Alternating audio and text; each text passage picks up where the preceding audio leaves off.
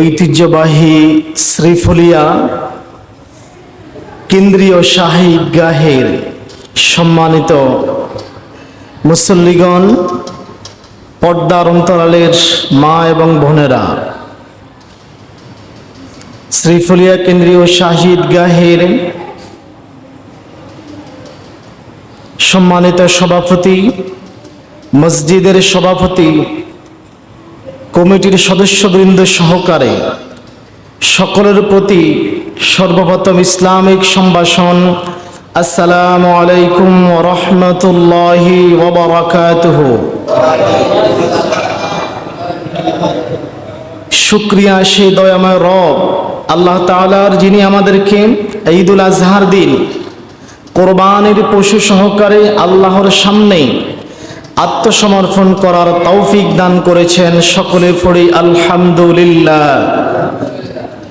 দুরূদ এবং সালাম জ্ঞাপন করি বিশ্ব মানবতার মহান মুক্তির দূত খাতামুন নবিয়্যিন আশরাফুল আম্বিয়া নবী আহমদ মুস্তাফা মুহাম্মদ মুজতবা সাল্লাল্লাহু আলাইহি ওয়াসাল্লামের উপর আল্লাহুম্মা সাল্লি আলাইহি আল্লাহুম্মা বারিক আলাইহি।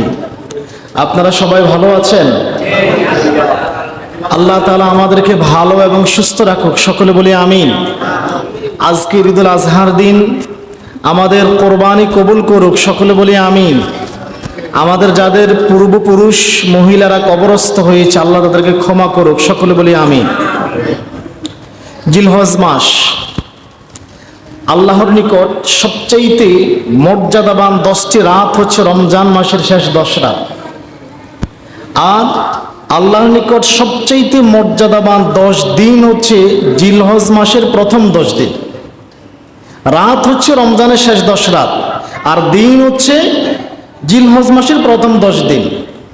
দুটা 10 দিন এবং 10 রাত দুটাই কিন্তু দুই ঈদের পূর্বে। আল্লাহু আকবার। তার মানে বোঝা যায় এই 10 দিনের পরে আল্লাহ তাআলা বিশেষ কিছু রেখে দিয়েছেন।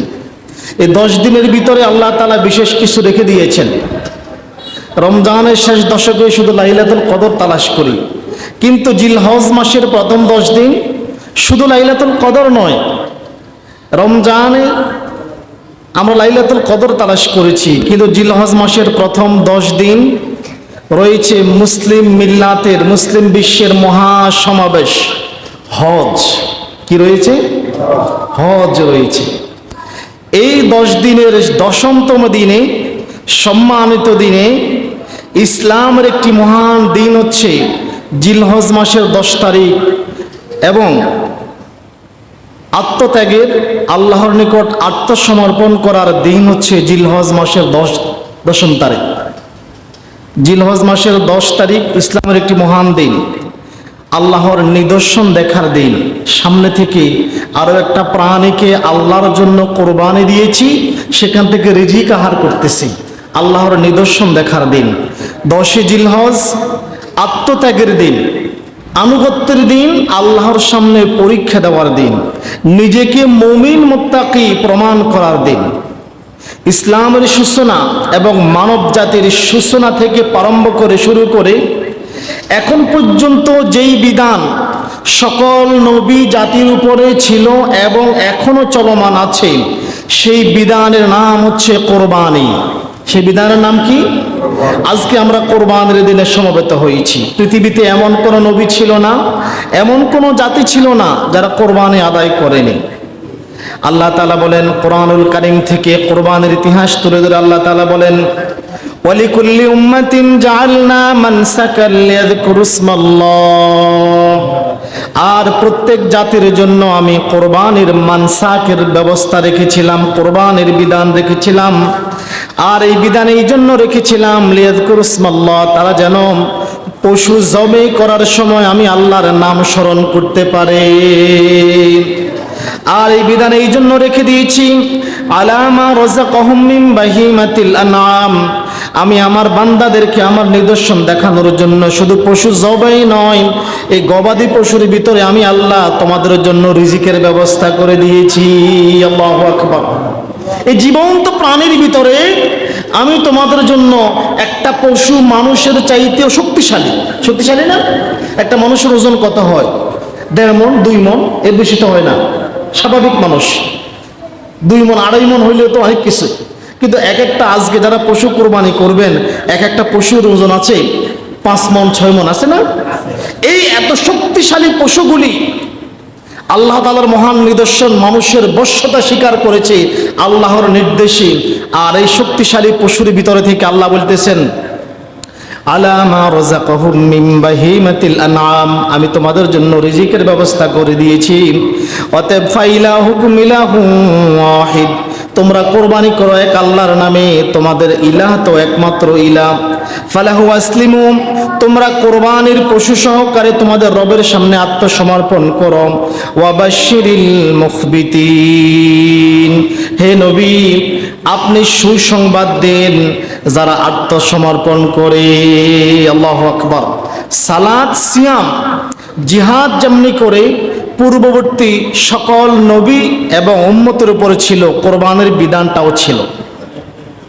কারণ সকল নবী রাসূলের দ্বীনের নাম কি ছিল বলতে পারেন আপনারা? আদম আলাইহিস সালামের ধর্মের নাম কি ছিল জানেন? কখনো নিজেকে প্রশ্ন করেছেন? আদম আলাইহিস সালামের ধর্মের নাম ছিল ইসলাম।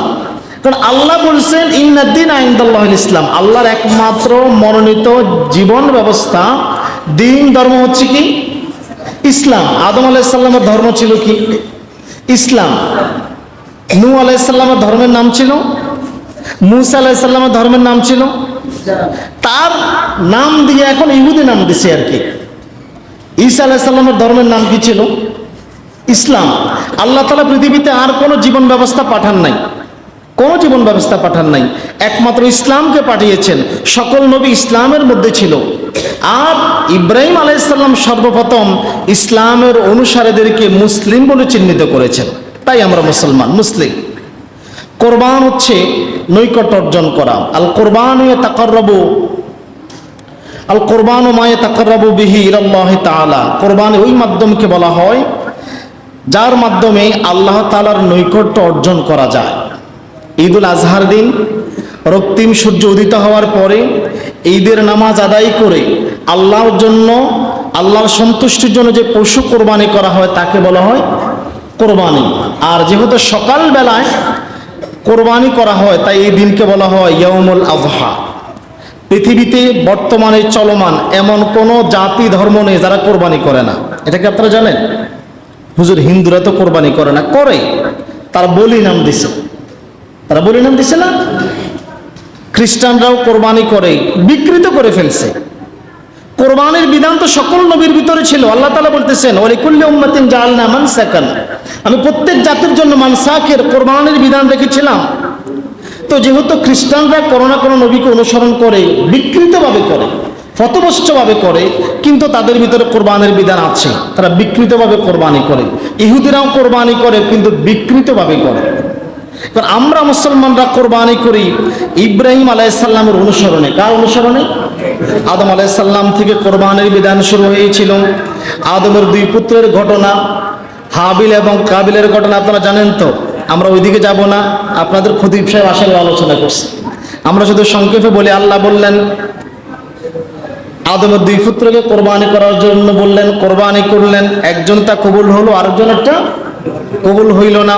যারটা কবুল হইল সে পুরস্কৃত হইল। কি পুরস্কার পাইল? হুজুর হাবিলকে তো হত্যা করলো, পুরস্কার কি পাইল? হাবিলকে হত্যা করেই হাবিলকে সর্বপ্রথম জান্নাতের স্বাদ আস্বাদন করার সুযোগ করে দিয়েছে। আল্লাহু আকবার। পৃথিবীর সর্বপ্রথম হত্যাকারী হচ্ছে কাবিল। আর পৃথিবীর মানুষের মধ্যে, আদম সন্তানদের মধ্যে সর্বপ্রথম জান্নাতের স্বাদ কে পেয়েছিল জানেন আপনারা? হাবিল। যদিও জান্নাতে প্রবেশ করে নাই, কিন্তু আলেমে বারজাখে জান্নাতের স্বাদ দেওয়া হবে, জান্নাতের গ্রান্ত পাবে।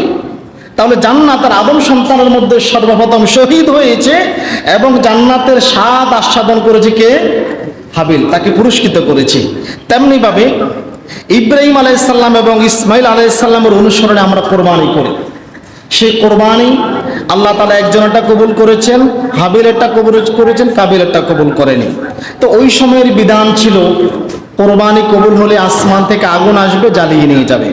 বর্তমানে যদি এই বিধান থাকতো, আমার মনে হয় কাবার ইমাম সাহেবও কোরবানি দিতে বারবার চিন্তা করতো। টাকা পয়সা 1 টাকা 1 টাকা করে হিসাব করতো, যদি একটু হারাম থাকে তাহলে কোরবানি কবুল হবে না, আর কাবার ইমাম সাহেবের গুমর ফাঁস হয়ে যাবে। আল্লাহ তাআলা আমাদের উপর দয়া করেছেন ইব্রাহিম আলাইহিসসালাম এবং ইসমাইল আলাইহিসসালামের কোরবানের মাধ্যমে। আল্লাহ তাআলা সেই ঘটনা কুরআনুল কারীম সূরা আস-সাফফাতে তুলে ধরে বলেন, ফালাম্মা বালাগা মাহুস সাইয়া ক্বালা ইয়া বুনাইয়া ইন্নী আরা ফিল মানাম।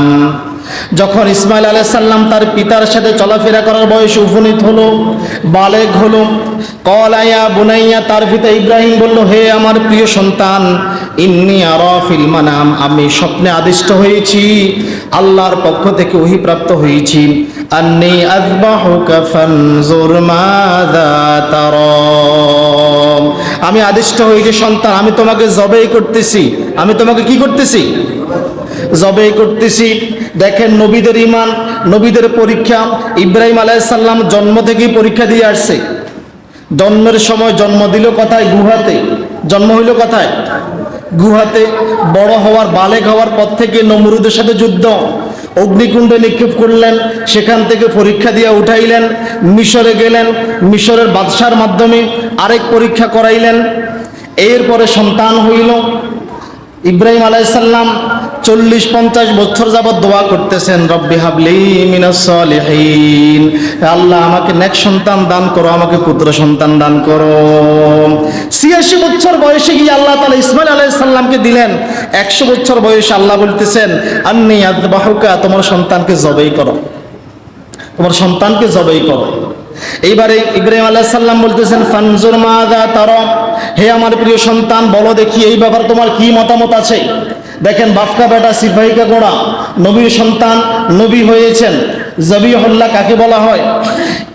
ইসমাইল আলাইহিস সালাম দাও জবাব দিচ্ছেন, ক্বালা ইয়া আবাতি ফাআল মা তু'মারু সাতাজিদুনি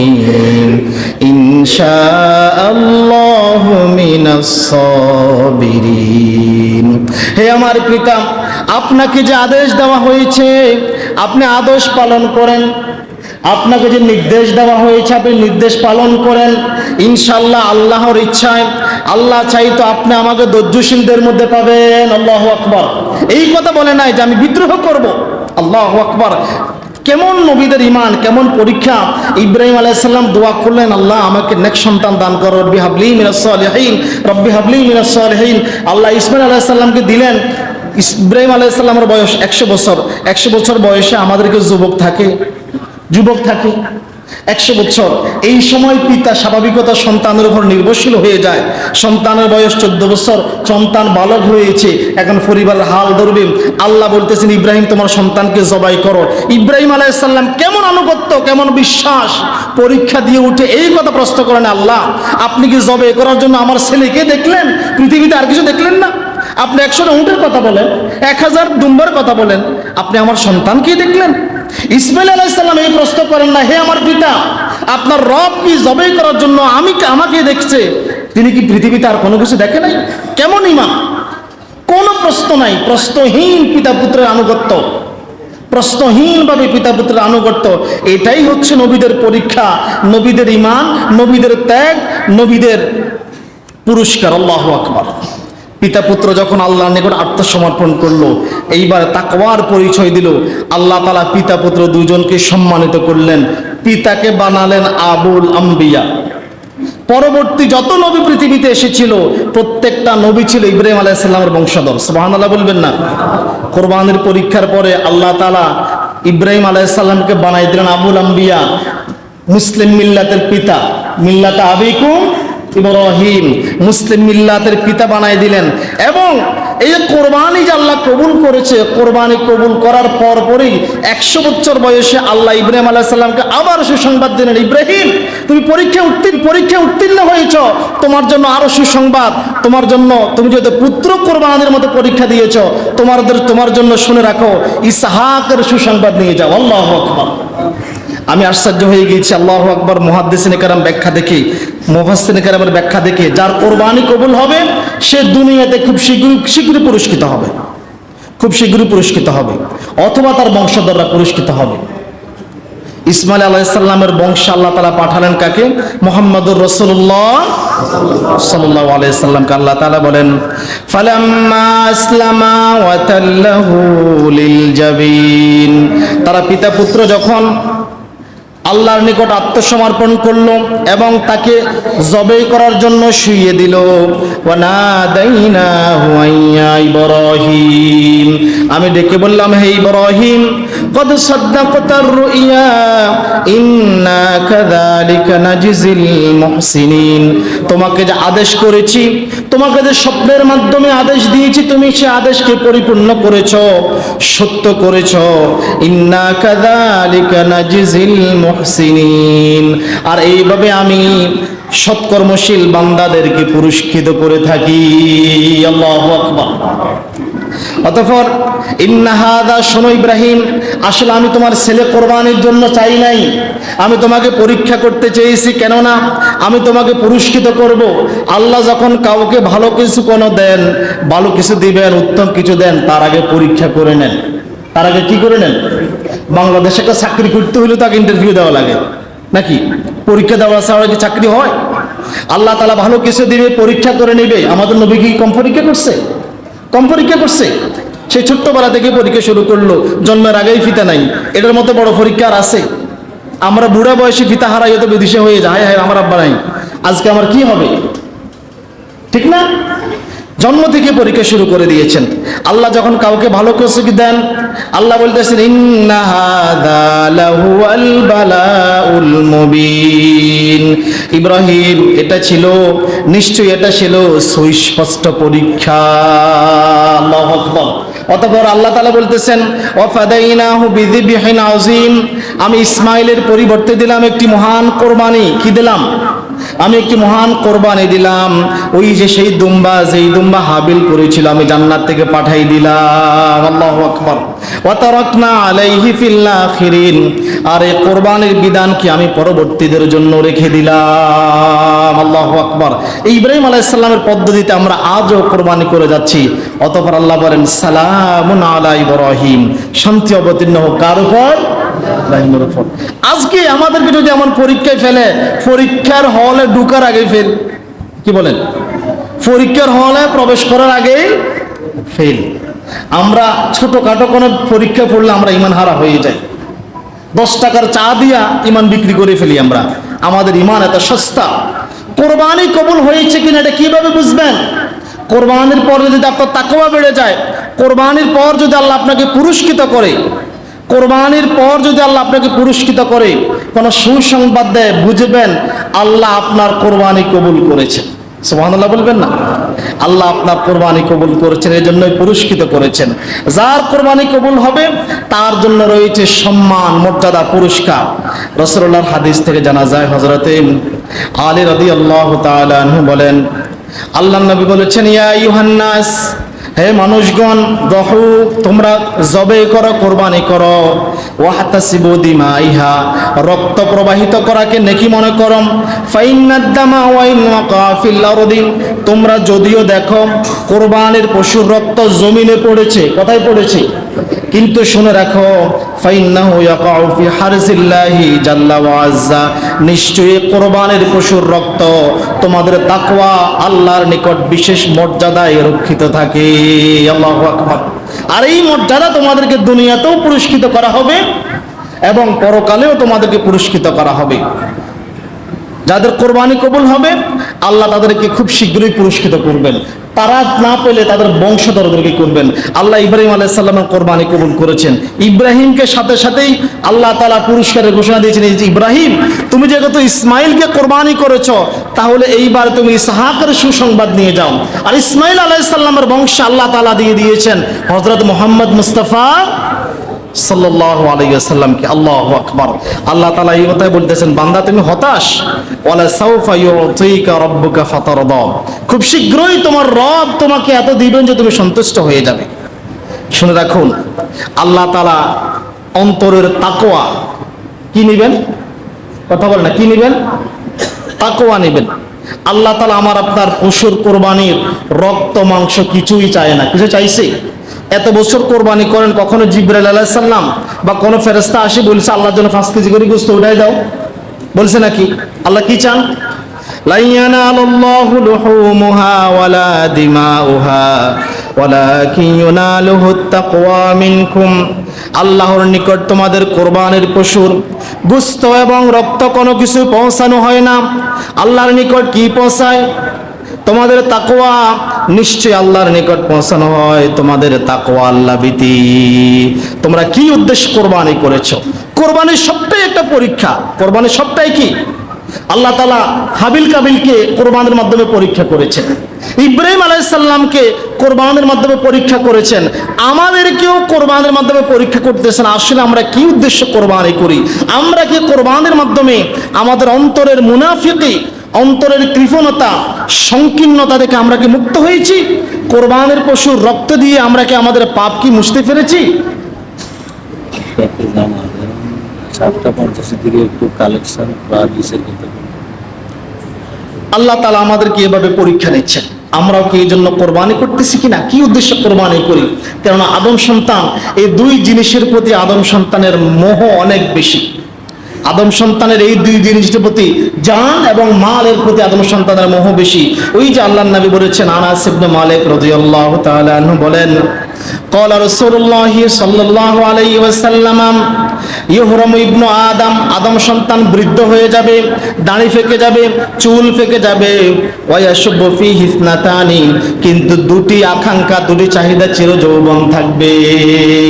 বৃদ্ধ হয়ে যাবে তবু দুটি আকাঙ্ক্ষা চির যৌবন থাকবে।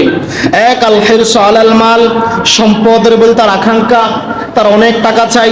বৃদ্ধ হয়ে গেছে, যে 1 কোটি টাকার মালিক সে আরো 1 কোটি টাকা চায়, যে 100 কোটি টাকার মালিক সে আরো 100 কোটি টাকা চায়। ওয়াল হিরসু আলাল উমরিম, এবং হায়াতের প্রতি আকাঙ্ক্ষা, যে 100 বছর হায়াত পেয়েছে সে আরো 100 বছর হায়াত চায়, যে 100 বছর জীবন পেয়েছে সে আরো 100 বছর জীবন চায়। অতএব কাবিলের মতো কৃপণতা করে নিম্নমানের কোরবানি করবেন না। যদি আমাদের ভিতরে সম্পদের লোভ অনেক বেশি, যদিও আমাদের ভিতরে অনেক লোভ বেশি, শুনে রাখুন, কৃপণতার কারণে আল্লাহ তাআলা বহু জাতিকে ধ্বংস করে দিয়েছেন। কৃপণতার কারণে আল্লাহ তাআলা বহু জাতিকে ধ্বংস করে দিয়েছেন। হাদিস থেকে জানা যায়, হযরতে জাবির ইবনে আব্দুল্লাহ রাদিয়াল্লাহু তাআলা আনহু আন্নাহু ক্বালা রাসূলুল্লাহ সাল্লাল্লাহু আলাইহি ওয়াসাল্লাম, আল্লাহর নবী বলেছেন, ইত্তাকুজ যুলমা, নিশ্চয়ই তোমরা জুলুম থেকে বেঁচে থাকবে। ফাইন্নাজ যুলমা যুলমাতুন ইয়াউমাল কিয়ামা, কেননা জুলুম কিয়ামতের দিন ভীষণ অন্ধকার আকার ধারণ করবে। ওয়াত্তাকুশ শুহা, কৃপণতা থেকে বেঁচে থাকবে। কি থেকে বেঁচে থাকবে? কোরবানির সাথে কৃপণতার কোনো সম্পর্ক নাই। কাবিল কৃপণতা বশত নিম্নমানের ফসল কোরবানি করেছিল, তাই আল্লাহ কবুল করে নাই। আল্লাহ কি করে নাই? কবুল করে নাই।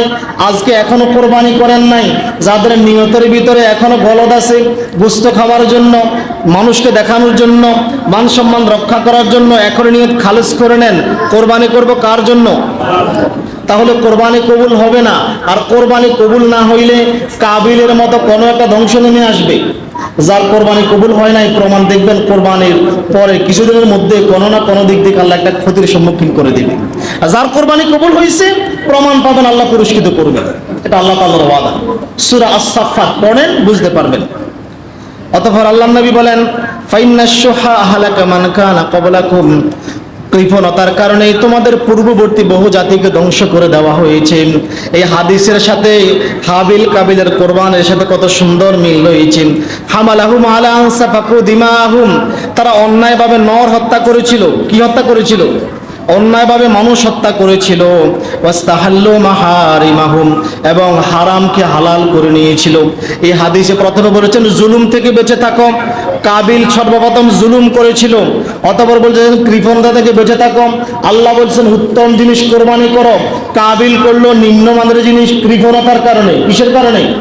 কৃপণতার কারণে নিম্নমানের বস্তু কোরবানি করলো।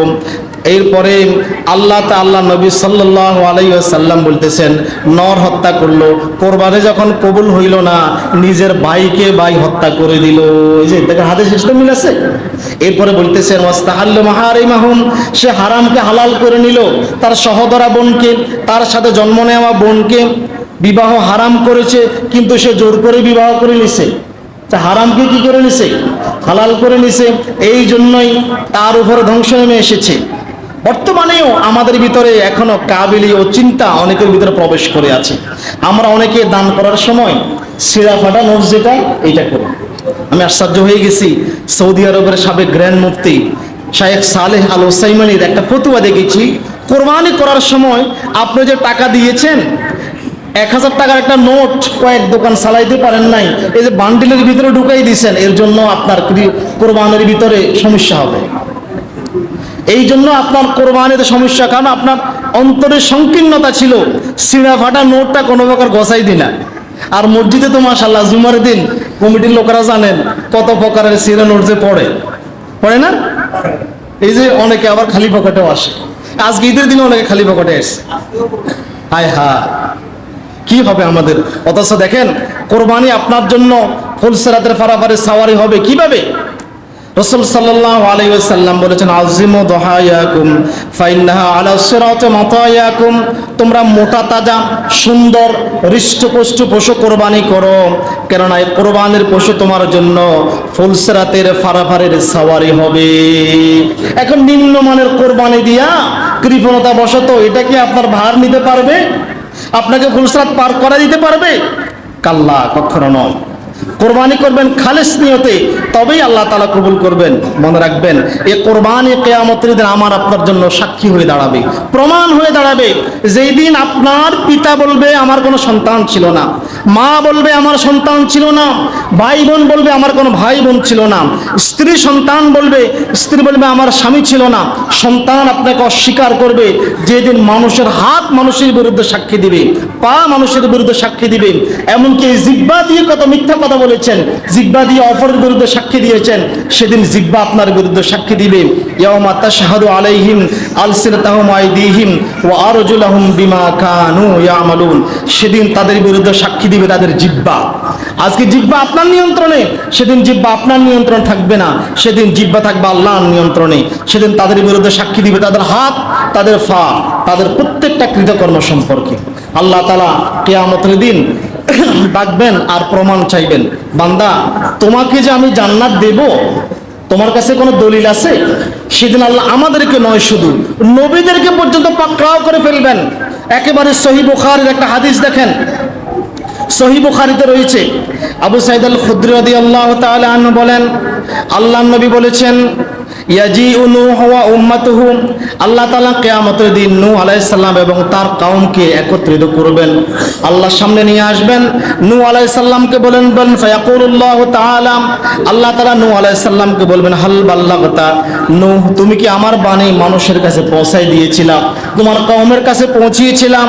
নূহ আলাইহিস সালাম বলবেন, ফাকালাম নাআম আই রব্বি, হে আমার প্রতিপালক আমি আপনার বাণী পৌঁছাই দিয়েছি। এইবারে আল্লাহ তাআলা ফায়াকুল লি উম্মতিহি হাল বাল্লাগাকুম, নূহ আলাইহিস সালামের কওমকে বলবেন, হে নূহের কওম বলো দেখি নূহ কি তোমাদের নিকট আমার বাণী পৌঁছাই দিয়েছিল? দেখেন নূহ আলাইহিস সালাম 900 বছরের অধিক সময় দাওয়াতি কাজ করেছেন, 900 বছর অধিক সময় দাওয়াত দিয়েছেন, কিন্তু নূহ আলাইহিস সালামের কওমের জবাব ছিল ফায়াকুলুনা লা মা জাআনা বিন নাবিয়্যিন, আল্লাহ আমাদের কাছে কোন নবী তো আসে নাই। নাউজুবিল্লাহ বলবেন না? 900 বছর দাওয়াত দিয়েছেন, 950 বছর, কিন্তু নূহ আলাইহিস সালামের কওম অস্বীকার করবে আল্লাহ আমাদের কাছে কোন নবী আসে নাই। দেখেছেন? এইবার নূহ আলাইহিস সালাম পাকড়াও, আল্লাহ বলবেন নূহ তুমি পাকড়াও হয়ে গেলা। এখন ফায়াকুলু লিনূহিন মান ইয়াশহাদু লাকা, এখন তুমি যে দাওয়াতি কাজ করেছো সাক্ষী প্রমাণ পেশ করো, সাক্ষী পেশ করো। এইবার নূহ আলাইহিস সালাম পাকড়াও বিপদে পড়ে গেলেন। নূহ আলাইহিস সালামের হঠাৎ করে মনে পড়ে যাবে, তিনি বলবেন ফায়াকুলু মুহাম্মাদু ওয়া উম্মাতুহু, আমার পক্ষে সাক্ষী দিবে মুহাম্মদ এবং তার উম্মত। আল্লাহু আকবার, সহিহ বুখারীর হাদিস। এখন আমরা কিভাবে সাক্ষী দেব? আমরা কি নূহ আলাইহিস সালামকে দেখেছি? জি দেখেছি। কোথায় দেখেছি? কোরআনের পাতায় পাতায় দেখেছি। আল্লাহু আকবার, আমরা সাক্ষী দিব। অতঃপর আল্লাহর নবী আল্লাহ তাআলার একটা আয়াত উদ্ধৃত করে বলেন, ওয়া কাযালিকা জাআলনাকুম উম্মাতাও ওয়াসাতাল লিতাকুনু শুহাদা আলান নাস, আর এইভাবে আমি তোমাদেরকে মধ্যমপন্থী উম্মত করেছি যাতে তোমরা মানব জাতির জন্য সাক্ষী হতে পারো। আল্লাহু আকবার। এই কোরবানি কিয়ামতের দিন আমার আপনার জন্য সাক্ষী হয়ে দাঁড়াবে। অতএব হতাশ হবেন না, কোরবানি সহকারে আল্লাহর কাছে আত্মসমর্পণ করেন। আমাদের পিতা আদম আলাইহিস সালামের মতো বলেন, আল্লাহ আমি আপনার দরবারে হাজিরা দিচ্ছি, রব্বানা যালামনা আনফুসানা ওয়া ইল্লাম তাগফির লানা ওয়া তারহামনা লানাকুনান্না মিনাল খাসিরিন। আল্লাহকে বলেন, আল্লাহ ইন্না সলাতি ওয়া নুসুকি ওয়া মাহইয়ায়া ওয়া মামাতি লিল্লাহি রাব্বিল আলামিন। আল্লাহ, আমি আপনার দরবারে আত্মসমর্পণ করেছি, আমি আপনার দরবারে আত্মসমর্পণ করেছি। আপনি আমার কোরবানি কবুল করেন, কোরবানির সাথে আমার অন্তরকে পরিশুদ্ধ করেন, কোরবানির রক্তের সাথে আমার গুনাহগুলি ধুয়ে মুছে পরিষ্কার করে দেন। আল্লাহু আকবার। আল্লাহ, কোরবানি সহকারে আল্লাহর সামনে আত্মসমর্পণ করবেন। অল্প পাপ করেই কাবিলের মতো হতাশ হবেন না। কাবিল একটা পাপ করেছিল, পাপ করে হতাশ হয়েছে, হতাশ হয়ে আরো পাপের পরিমাণ বাড়াই দিছে।